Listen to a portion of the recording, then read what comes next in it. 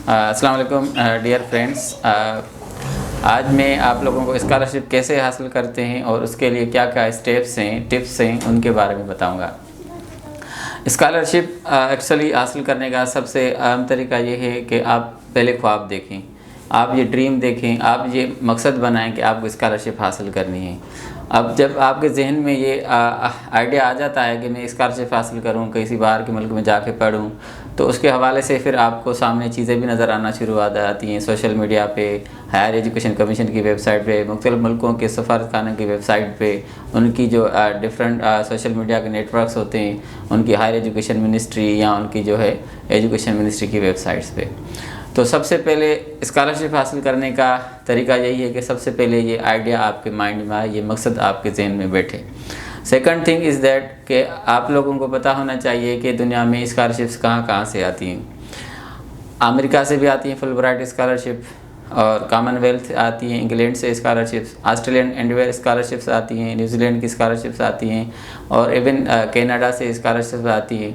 Germany भी scholarship देता है। दुनिया का कोई ऐसा मुल्क नहीं जो स्कॉलरशिप ना देता हो। जापान, कोरिया, चाइना और मलेशिया से भी स्कॉलरशिप्स आती हैं। तो एशिया से लेकर यूरोप, यूरोप से लेकर अमेरिका, अमेरिका से लेकर ऑस्ट्रेलिया तक, इवन के समटाइम्स ब्राज़ील, मेक्सिको और जो लैटिन अमेरिका के डिफरेंट कंट्रीज़ हैं, वहाँ से भी स्कॉलरशिप्स आती हैं। क्यूबा ने भी स्कॉलरशिप दी थी पाकिस्तान को मेडिकल के फील्ड में। तो कहीं से भी स्कॉलरशिप्स आती रहती हैं, हर साल आती रहती हैं। हर गवर्नमेंट हर साल स्कॉलरशिप्स देती है, लेकिन क्या होता है कि हम उनके लिए प्रॉपर कोशिश नहीं करते। हमें कोशिश करने का तरीका ये है कि अगर आप चाहते हैं कि हमें स्कॉलरशिप हासिल करनी हो, तो हमें सबसे पहले एक डायरी लेनी होगी जिसमें हमें लिखना पड़ेगा कि हम किस मुल्क जाना चाहते हैं। अब आप सबको जैसे अंदाज़ा होता है कि हम सब इंग्लैंड, अमेरिका, ऑस्ट्रेलिया जाना चाह रहे होते हैं, लेकिन दुनिया में कहीं पे भी मौका मिले वो गनीमत होता है। बाहर जाना ज़रूरी नहीं कि आपने जिस मुल्क से डिग्री की हो वहीं पे आपकी जॉब भी हो जाए, और हो सकता है दूसरे मुल्क में जॉब भी हो सकती है। तो एशिया के किसी मुल्क में मौका मिले या किसी यूरोप के मुल्क में गंवाना नहीं चाहिए। तो अगर आपके पास डायरी है, आप बाहर जाना चाहते हैं, हर साल स्कॉलरशिप्स आती हैं। स्कॉलरशिप्स की रिक्वायरमेंट भी हर साल वही होती हैं कि आपकी प्रीवियस जो ग्रेजुएशन है उसका रिकॉर्ड, आपके पास जो प्रपोज़ल है, अगर आप मास्टर्स या पीएचडी में जाना चाह रहे हैं ये, और उसके अलावा आपके रेफरेंस लेटर जो आपके प्रीवियस इंस्टीट्यूट से, असिस्टेंट, एसोसिएट या प्रोफेसर से, तो ये चीज़ें रिक्वायर्ड होती हैं। और समहाउ अगर ये इंग्लिश स्पीकिंग कंट्री में जाना होता है तो वो आइल्स या टॉफल की भी रिक्वायरमेंट होती है। जैसे कि टॉफल आप अमेरिका मांगता है और आइल्स वगैरह इंग्लैंड या ऑस्ट्रेलिया मांगते हैं या न्यूजीलैंड। तो अब ये आइल्स और टॉफल भी हम साल मैट्रिक, इंटर, फर्स्ट ईयर के बाद, इवन यूनिवर्सिटी की ग्रेजुएशन के दौरान या ग्रेजुएशन के बाद बेरोज़गारों के दिनों में या कोई हल्की फुल्की जॉब करते हुए भी दे सकते हैं। ये 2 साल के लिए वैलिड होती है।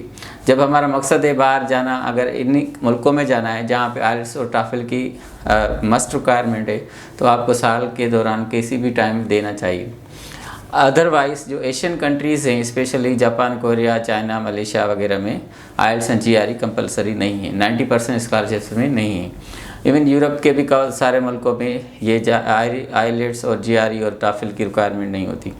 तो क्या हम इनके अलावा भी जो मुल्क हैं उनमें इस तरह की तैयारी नहीं कर सकते? तो अब अगर आप पेन और पेंसिल लें और डायरी लें और उसमें आप लिखें मैं 5 पसंदीदा मुल्क, उन 5 पसंदीदा मुल्कों की गवर्नमेंट की जो एजुकेशन वेबसाइट है वहाँ पे जाके मिनिस्ट्री ऑफ एजुकेशन में देखें वो हर साल कौन कौन सी स्कॉलरशिप देते हैं। 5 फेवरेट कंट्रीज़ और उनमें उनकी टॉप 10 यूनिवर्सिटीज़, हर मुल्क की टॉप 10 यूनिवर्सिटी जो आपके 5 फेवरेट कंट्रीज़ हैं या जहाँ पे आपको ज़्यादा जाने का शौक़ है, तो उनकी नाम लिखें। फिर उनकी टॉप 10 यूनिवर्सिटीज़ में जाके और देखें, वो पहले वो लिस्ट आउट करेंगे कौन कौन सी टॉप 10 यूनिवर्सिटीज़ हैं, फिर उन मुल्कों की कौन कौन सी स्कॉलरशिप्स आती हैं, कौन कौन सी रिक्वायरमेंट्स हैं। अब ऐसा अपने लिए आसानी के लिए अगर आप एक मुल्क अमेरिका लेते हैं, एक कनाडा लेते हैं, तो एक इंग्लैंड लेते हैं, तो एक एशिया से भी लाजमी लें। जापान, कोरिया, चाइना, मलेशिया में से कोई लें, या यूरोप में से जर्मनी या इटली या कोई और स्विट्ज़रलैंड वगैरह का कोई ऐसा मुल्क लें, ताकि आप अगर आप 5 मुल्क की जगह 10 मुल्क भी लिख दें तो आप क्या करें कि फिर यूनिवर्सिटीज़ को कम कर दें, टॉप 5 यूनिवर्सिटीज़ उनकी लिखें, ताकि अगर 10 मुल्क हैं तो टॉप 5 यूनिवर्सिटीज़ हर मुल्क की आप देखें और उनकी एडमिशन प्रोसेस को समझें। ये प्रोसेस 5 से 6 महीने का है, लेकिन स्कॉलरशिप्स भी हर साल आती हैं और हम पाकिस्तान में सोचते सोचते सालों भी बिता देते हैं, लेकिन हम स्कॉलरशिप अवेल नहीं कर पाते। तो अवेल करने का सबसे बेहतरीन तरीका ये है कि हम अपने पसंद की यूनिवर्सिटीज़, अपने पसंद के मुल्क लिखें, उनकी हर मुल्क की 5 से 10 यूनिवर्सिटीज़ लिखें और फिर हर यूनिवर्सिटी के एडमिशन प्रोसेस को समझें, स्कॉलरशिप के प्रोसेस को समझें, फिर वो डॉक्यूमेंट्स पूरे करें और हम अप्लाई करते रहें। 1 साल, दूसरे साल, तीसरे साल कभी ना कभी हमारा ज़रूर नहीं है कि कोई लकी होता है जो फर्स्ट साल ही अप्लाई करते हुए स्कॉलरशिप हासिल कर ले, कोई 2 साल बाद, कोई 4 साल बाद ज़रूर मौका उसको भी मिलता है। तो मेहनत किसी की रायगान नहीं जाती। तो सबसे पहले आप लोग ये करें कि आप अपनी स्कॉलरशिप हासिल करने के लिए जो स्कॉलरशिप्स हर साल आती हैं उनका प्रोसेस समझें और एडमिशन लेने के लिए किसी यूनिवर्सिटी को समझें। बाज़ औक़ात ये होता है हायर एजुकेशन कमीशन पाकिस्तान की वेबसाइट पे भी या दुनिया भर की मुख्तलिफ जो आती हैं स्कॉलरशिप्स, उसमें ये लिखा होता है कि अगर किसी की एडमिशन पहले ही किसी यूनिवर्सिटी में होती है दुनिया के किसी मुल्क में, तो वो स्ट्रांग कैंडिडेट बन जाता है उस स्कॉलरशिप को हासिल करने के लिए। क्योंकि स्कॉलरशिप आने के बाद फिर एडमिशन भी साथ साथ लेना, स्कॉलरशिप के लिए अप्लाई करना एक थोड़ा लेंदी प्रोसेस हो जाता है। अगर हम स्कॉलरशिप के बगैर भी कहीं एडमिशन ले लेते हैं और बाद में हम वो जो है आगे कराते रहते हैं उस एडमिशन प्रोसेस को, कि हम जो है डिफ़र कराते हैं 1 सेमेस्टर या 1 साल 2 साल तक, तो इस बीच में स्कॉलरशिप में भी अप्लाई करते रहें और हमारे पहले से ही कहीं एडमिशन हो, पहले से ही किसी प्रोफेसर के साथ हमारा लिंक हो, तो हमारे चांसेस ज़्यादा हो जाते हैं। तो ये ज़रूरी नहीं है कि आपके पास स्कॉलरशिप हो और फिर आप अप्लाई करें।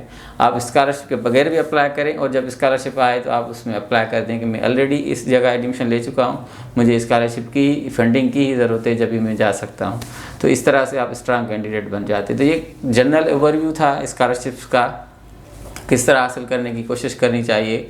दुनिया में इस वक्त ऑलमोस्ट 60 लाख मोर देन जो है 6 मिलियन स्टूडेंट्स हैं, इंटरनेशनल स्टूडेंट्स जो अपने मुल्क से बाहर पढ़ रहे हैं। तो क्या 6 मिलियन स्टूडेंट्स के बीच में आप नहीं हो सकते? आप भी हो सकते हैं। उन 6 मिलियंस के बीच में भी हज़ारों ऐसे स्टूडेंट्स होंगे जिनका पुअर बैकग्राउंड होगा, जो डेवलपिंग कंट्रीज़ से होंगे और जिन्होंने ड्रीम देखा होगा और आज दुनिया की टॉप 1000 यूनिवर्सिटीज़ में से किसी यूनिवर्सिटीज़ में पढ़ रहे होंगे। तो हो सकता है आपका भी नंबर आने वाला हो। आप ज़रूर कोशिश कीजिएगा। Thank you so much. Best wishes, best of luck. Thank you.